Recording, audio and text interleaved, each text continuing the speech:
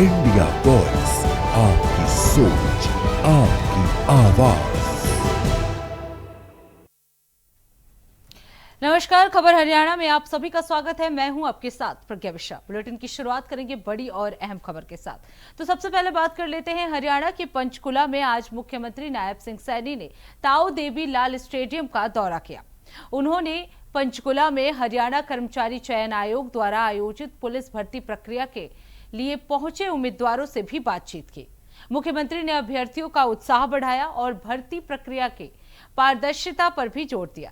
उन्होंने कहा कि सरकार युवाओं को निष्पक्ष पारदर्शी तरीके से रोजगार के अवसर उपलब्ध कराने के लिए प्रतिबद्ध है। इस मौके पर बड़ी संख्या में पुलिस भर्ती के उम्मीदवार जो हैं वो मौजूद रहे, जिन्होंने मुख्यमंत्री के साथ मुलाकात को प्रेरणादायक बताया।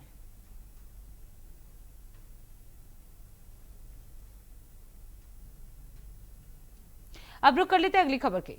खबर करनाल से है, जहां प्रधानमंत्री नरेंद्र मोदी की ईंधन बचाने की अपील के कुछ ही दिनों बाद प्रशासनिक व्यवहार को लेकर सवाल उठने लगे। जिला शिकायत निवारण समिति की बैठक के लिए हरियाणा सरकार के मंत्री श्याम सिंह राणा पुलिस एस्कॉर्ट वाहन में पहुंचे।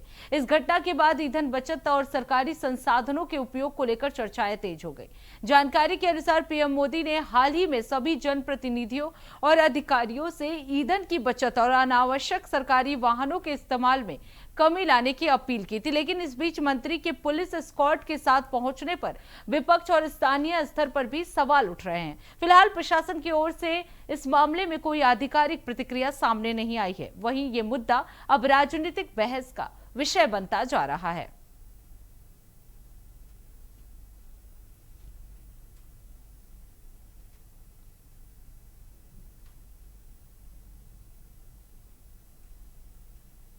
अब रुक कर लेते हैं अगली खबर की। खबर हरियाणा के जींद से है, जहां केंद्रीय ऊर्जा और आवास मंत्री मनोहर लाल खट्टर ने बिजली आपूर्ति को लेकर बड़ा बयान दिया है।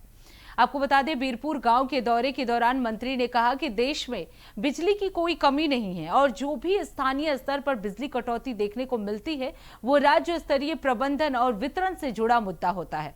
इस दौरान उन्होंने प्रधानमंत्री नरेंद्र मोदी की ईंधन बचत अपील का भी समर्थन किया और कहा कि संसाधनों का समझदारी से उपयोग समय की जरूरत है। मंत्री के इस बयान के बाद अब बिजली व्यवस्था और आपूर्ति को लेकर एक बार फिर केंद्र और राज्य स्तर की जिम्मेदारियों पर चर्चाएं तेज हो गई हैं।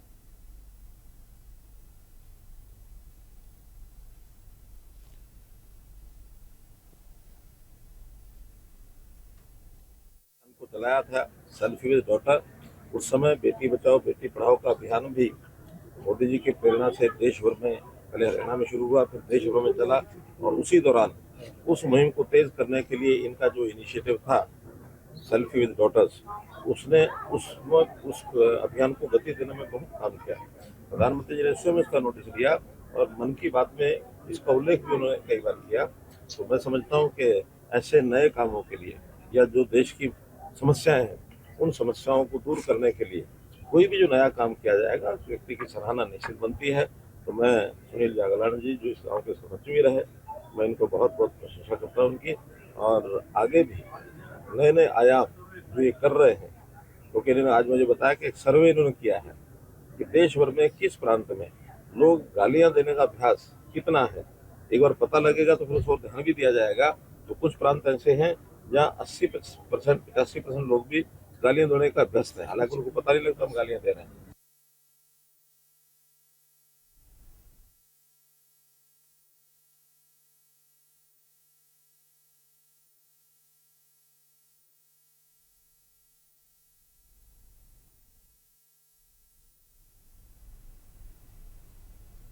अब रुक कर लेते हैं अगली खबर की। खबर हरियाणा के फरीदाबाद से है, जहां ईंधन की बढ़ती कीमतों को लेकर आम लोगों की चिंता सामने आ रही है। स्थानीय निवासियों का कहना है कि पेट्रोल और डीजल की कीमतों में लगातार हो रही बढ़ोतरी का सीधा संबंध वैश्विक कच्चे तेल की कीमतों से है। लोगों का ये भी कहना है कि रोजमर्रा की जिंदगी और परिवहन खर्च पर इसका सीधा असर पड़ रहा है। निवासियों ने सवाल उठाया कि आखिर सरकार कब तक ईंधन की लागत को नियंत्रित कर पाएगी और आम जनता को राहत मिल सकेगी। फिलहाल ईंधन की कीमतों को लेकर लोगों में असंतोष और चिंता का माहौल देखा जा रहा है।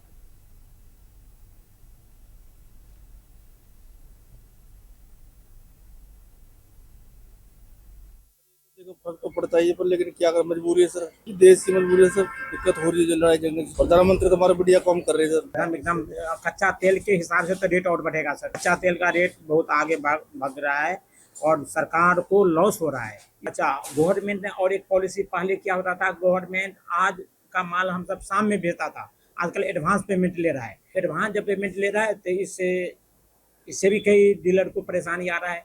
अब हर कस्टमर सोचता है कि मैं अपना टंकी फुल कर लूँ, और कस्टमर भी सोचता है क्या भरोसा, जैसे कल मैं देखा था 38 रुपया पर लीटर डीजल में लॉस हो रहा है। फर्क तो पड़ेगा, पर गवर्नमेंट भी क्या करे भाई, बाहर से जब रेट मार्केट, इंटरनेशनल मार्केट में रेट बढ़े हुए हैं तो कहाँ तक गवर्नमेंट अकोमोडेट करे।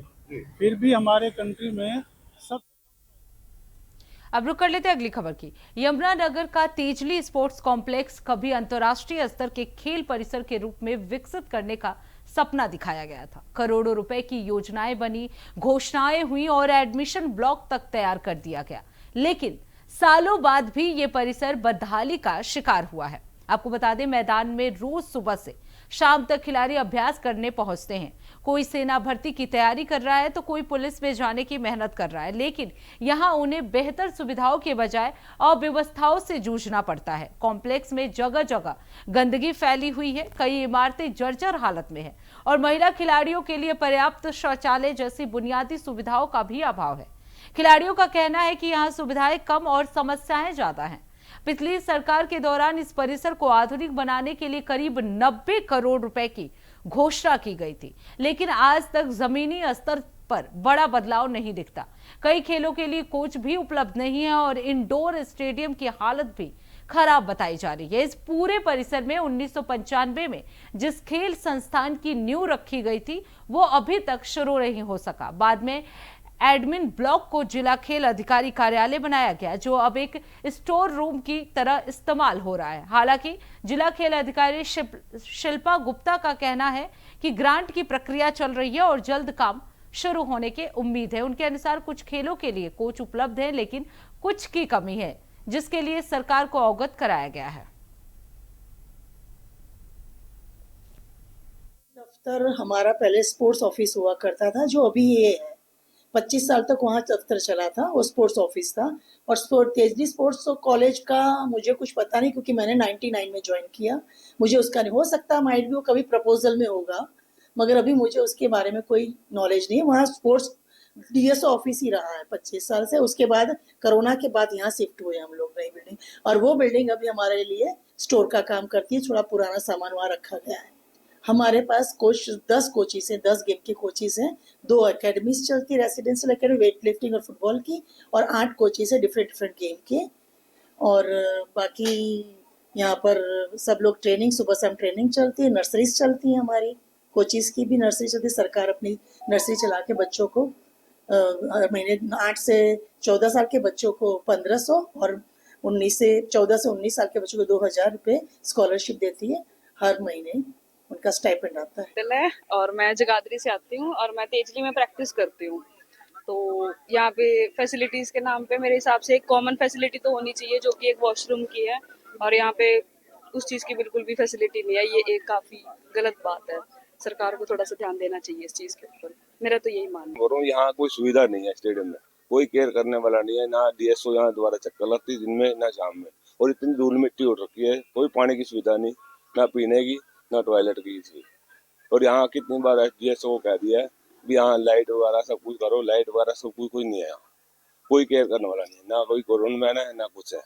हर ग्राउंड में देख लो कुछ नहीं। एक क्वेश्चन हमारा है जी, हमारे जो साथी हैं वो इसलिए इन सिटी प्रैक्टिस नहीं कर पाते क्योंकि एक तो पोल्यूशन का फेस करना पड़ता है, तभी हमें इतना अच्छा ग्राउंड मिला हुआ है सरकार की तरफ से जो यहाँ प्रैक्टिस करने आते हैं। और सबसे बड़ी बात है, जो हमारे सड़कों पे भागने से जो डॉग, स्ट्रीट डॉग है, वो कई बार बाइट कर गया। हमारे जो दोस्त हैं जितने भी हैं वो इसलिए रोड रनिंग नहीं कर पाते हैं, जो डॉग फेस करना पड़ता है उनको डॉग से। अब रुक कर लेते हैं अगली खबर की। हरियाणा के सोनीपत जिले के टीडीआई कुंडली स्थित बीपीएल फ्लैट्स में देर रात ट्रिपल मर्डर की वारदात से इलाके में सनसनी फैल गई। आपको बता दें, एक शख्स ने कथित तौर पर धारदार हथियार से 3 लोगों की हत्या कर दी। घटना की सूचना मिलते ही वरिष्ठ पुलिस अधिकारी और फॉरेंसिक टीम मौके पर पहुंचे। घटनास्थल का निरीक्षण किया गया। पुलिस ने तीनों शव को कब्जे में लेकर पोस्टमार्टम के लिए भेज दिया है। फिलहाल हत्या के कारणों का पता नहीं चल पाया है। पुलिस आसपास के लोगों से पूछताछ कर मामले की गहन जांच में जुटी हुई है।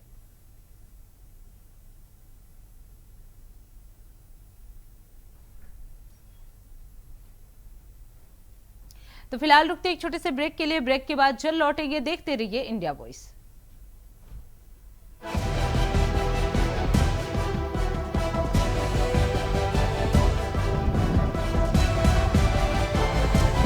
इंडिया वॉइस, आपकी सोच, आपकी आवाज।